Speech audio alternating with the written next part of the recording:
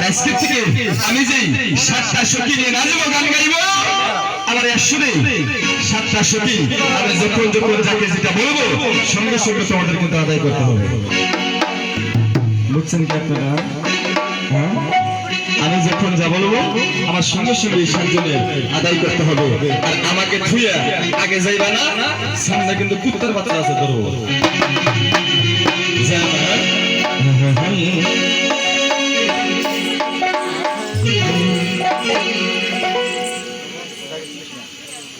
আসর বন্দিরা বন্দিরা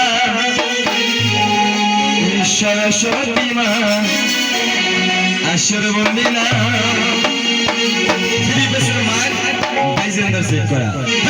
আসর বন্দিলাম বন্দিলাম সরস্বতী মা।